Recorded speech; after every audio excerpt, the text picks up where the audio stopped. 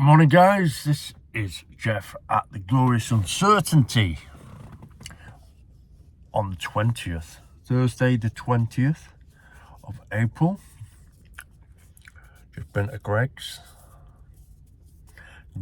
you know, for a brew. And I've got to go back home. I've got another horse race to look at, and I'm also building a garage at home. That's why I can work so much on this. But this morning, when I read the comments, there was a comment from a guy called Mike M. And you can always see how they start. It doesn't matter what you do, and you'll have seen this on Callum's channel. It doesn't matter what you do. You'll always get, let's not say haters, because I think that's a too extreme, but doubters, doubting everything. Now, what I've done is I've removed the comment. I've removed the comment because there's never, for these kind of people, it doesn't matter what you do, they'll always cry. They're the ones that will say, oh, there's no smoke without fire. Oh, there's no smoke without fire. Well, that's just a saying. It's just nonsense. Of course it can be. So these people come on here and they try to dig. And it's not for the good of everybody else. All it is, excuse me, it's for the good of themselves, to make themselves feel good. Put the right chems in the brain. Well, as I've said this before, I'm not Callum. I'm not Callum. I'm not dictatorial about it all. Well, I suppose I am a little bit. But I've got to show good leadership. And one of the things the person said, Mike M, was that I don't show you any betting slips. Now, this is a classic one, this. A classic. Well, you never show any betting slips, so it can't be real. The fact of the matter is, I put the bets up sometimes 24, 26 hours before the race. I think that's pretty much proof enough, isn't it? But they're not happy. They want to dig deeper and deeper and deeper. Well, my betting accounts are nobody's business. Nobody's. And he also says that if I am criticised, but I'll come back to that one. But this with betting accounts and showing betting accounts, I'm trying to show a way that I can do this. But the more I've got into this and come back to this, I have my eyes open.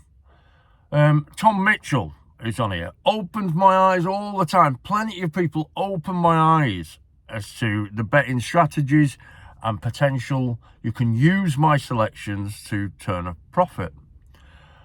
But I have to present something to the masses. So you can follow this as best you can. Go down to the bookies, put them on, and you stand a very, very good chance of turning a profit. But everything about, the number at the bottom, the profit and loss, is the yardstick. And I've said this all the time. It's the yardstick you've got to try to get somewhere near. So this person, another one, tries to, it's nothing to do with my results. It's all to do with them. It's all to do with them. They've probably never heard or listened to in their day-to-day life. So they try to get heard somewhere else. Or try to pull the rug on something, pull the rug on me, but it'll never work. I'll tell you what, I think Callum's too soft for them. Just get rid of them. I'll just get rid of them. I'm not interested. I'm interested in like-minded people. Realists. I keep saying this. Realists. And the other thing about showing an account, my account bears no relevance. No, or very little relevance to how I take my selections, how I use them. I use everything in my system, which I show you. how I formulate a bet, how it comes through, what you should put on it, how much you should put on it. But that's one level. There's another level. You've heard me talk about over the past few days about getting on the betting exchange. Well, most of my business is on the betting exchange. Now, if I were to, everybody here who bets on the exchange, when somebody says to you, oh, well, show me the receipts will be about a mile long, because you're betting against different people. So each individual person takes a little bit of your money. So then the receipt would be literally a mile long to show you. So it's almost an impossibility for me to show you. The only thing I can show you is the account. That's all I can show you. And if you're getting near that and doing that, well, great, it's brilliant. Because that's what you need to do. Excuse me. But as for this guy showing up, I'm saying somebody who never ever speaks, and then suddenly, yeah, well, I don't believe it. I need to see receipts. I need to see this. I need to see the far end of a fart before I believe you. Well, go somewhere else. I'm not bothered. I'm not bothered. I don't get paid for this. I don't get paid for every 1 hour and a quarter I spend over each race, because that's what it is. But I do it because I enjoy it. I enjoy doing it, and I make money at it. And at the end of it, I will have a lot more out of it. A lot more. Like-minded people. That's what I'm looking for. Realists, I say it all the time. All the time. But some people, snipers. I'm watching out for you. You won't get anything past me, you little snipers. But as I've said, you know, Callum had a good day yesterday. Good for him. But these people, just get rid of them. Go and have your argument with, you know, the person that's really causing you problems. The job that you hate. Well, get out of it and go and do something else. Make some right life choices. That's what you need to do, sunshine. That's all you need to do. But don't come here trying to spoil the party and tip over the table. It's not going to work with me. Bye-bye, Mike. Bye-bye, Brew. So, leadership. I always say this, there's certain things that I do in my everyday, in business, because somebody thinks I'm a bricklayer. I'm not. I'm crap at bricklaying. Crap. Awful. Well, I'm too slow, put it that way. I am a stonemason. That's what I do. I'm a stonemason. And I work for, basically, I work for old money in old houses and properties. That's what I do. I only employ people as and when I need them. But I have they go off and do their own thing and then come and help me when I need them. That's it. But one thing I've learned in my business is you have to be a leader. So here I have to be in some way a leader to lead this forward. I always listen to criticism. Everybody knows this. I always listen to criticism. And I take it on board. If I'm wrong, I'll change something and I apologise. I'm not, you see, there's two things in there. Leadership begins with lead. Leadership begins with the word lead. I always say this to the lads. Dictatorship begins with something completely different, doesn't it? And that's the difference. You have to take the lead. You have to. There's also another one I say, while I'm banging on about that, another one I say with the lads is, I always say to them, if one of them comes up and says something to me about the job or how it's going, or I'd have done this, that's a crack at that one. Well, I'd have done it this way after the event. I'd have done this. And I always say to them, you know, when you wear the sheriff badge, right? When you wear the sheriff badge, you can't take it off.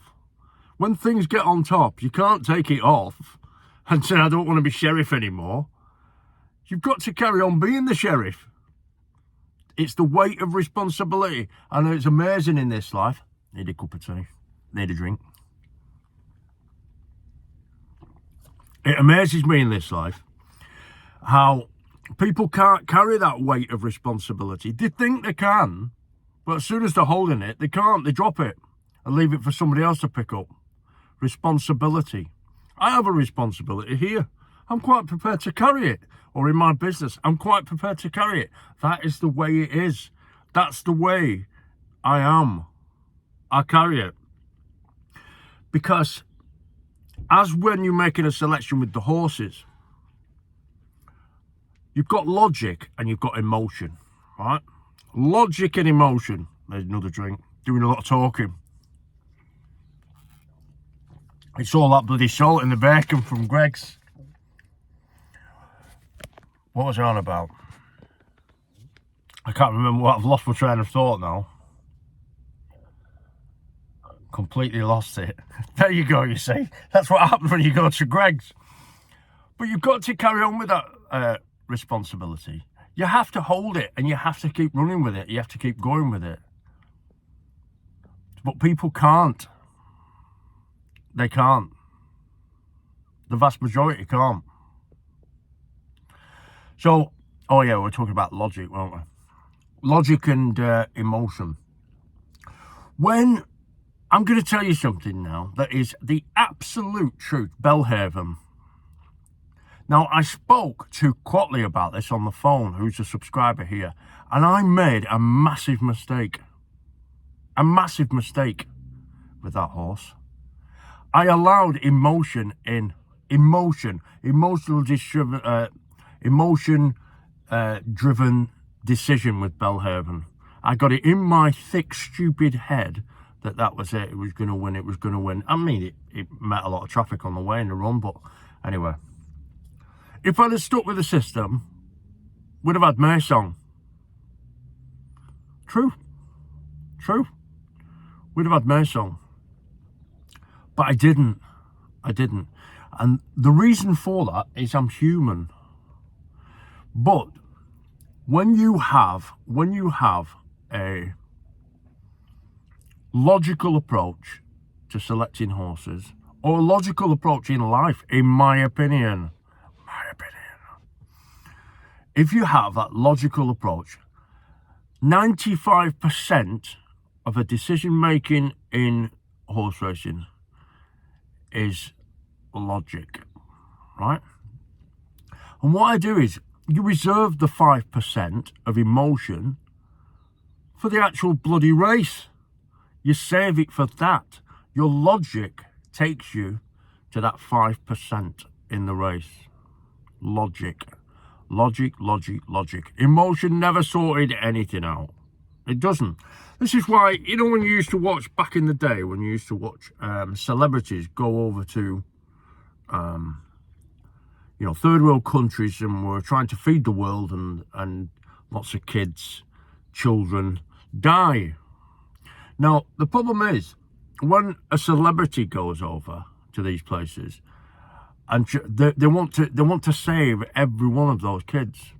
The problem is, they don't know how to do it, so emotion then takes over, and they always end up crying and in the corner. But if you look at the aid worker is driven by logic. Does hold emotion, but that is the balance of emotion against logic. Logic tells the aid worker they're not going to save all the kids, but they're going to save some of them. And logic and emotion in life is so out of balance at the moment, I think. It's just bonkers. It's bonkers. Emotion never sorted anything. Logic sorts it out. And I always like it. I always liken it to the lads who work for me that think I'm crazy, but I'm going to talk about Star Trek now. You're going to think, what the hell is he talking about? Gene Roddenberry that wrote Star Trek, he wasn't actually very nice. He was a real womanizer, apparently. And, you wouldn't want to go out with him or get married to him, put it that way. But Gene Roddenberry used the Starship Enterprise. I know this is crazy and nothing to do with horses, by the way. I need another drink. He used the Starship Enterprise like a brain.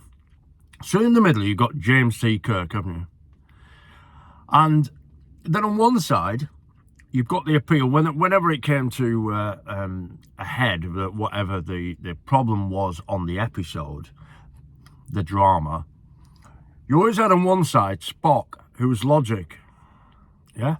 You had Spock, who was logic on one side. And then on the other side, you got Bones. Come on, Jim. We're going to help him, Jim. And he was all riddled with emotion. And then in the middle, you got James T. Kirk listening to the pair of them. Then he makes a decision based on the two things. That's why it is like that. That's how Gene Roddenberry wrote it. It is like that. Emotion and logic. Emotion is awful. Awful. Awful for making decisions. I remember on Jordan Peterson saying about a student of his, a sociology student, had come to him and said that his father had passed away. And he said to him, I don't know how I'm going to deal with this. And Jordan Peterson said, advice to the kid was, be the strongest in the room. Be the strongest in the room, the strongest that you can be. Be the strongest in the room for everybody else. And they'll look to you and they'll see strength, and you reserve your emotions. Keep your emotions back. Keep them back. Let them out, but be the strongest of those people in the room. And it's true. It's true. Logic will always, always win out. Logic. Emotion. Need another drink. Right. So, I've gone a little bit off pace. I went on about Star Trek. How the hell did we go there? But horse racing, and people that come on here and they have a little go. I want to see betting slips. You've got all those the other thing as well. I've got bad personality traits. Well, I don't care about your sensibilities. Deal with it. They're yours to deal with. Yours. I'm not going to change my personality so that it fits in with your sensibilities. No, no, no, no, no. That's not the way it works. That's not the way it works. You don't have to be here. I don't have to be here. I enjoy it. And I've told you why, because you check me. You check me. And you help me. That's what I get out of this. And I help you. But it's not a bad one, is it? It's not bad at all. It's actually quite good. And it works. It works for both of us. It works for me. It works for you. Everybody's happy. Apart from Mike. Well, Mike, it's a bit of a mic drop, this, isn't it? I've got rid of you, Mike. You've gone. And if it's me being a bit dictatorial, a bit of a dick, well, so be it. But for the plan and the future of the channel, it's better that you're not here. So, cheers, Mike. Right. That's enough of Mike bashing, which I'm quite entitled to when he offers his distorted opinion, disproportionate nonsense. Criticism. Always be constructive in your criticism, and I will be constructive back. Now, 20 minutes. We've covered everything, I think. Gonna have another look at race though. There's another race, I think at Ripon. Is it Ripon? I can't even remember. But I'll get back to that. Nearly finished my Greggs brew. Nice little advert there for Greggs. I will go back to base, think about laying some blocks badly. Cheers. Onwards and upwards. Bye for now. Bye-bye.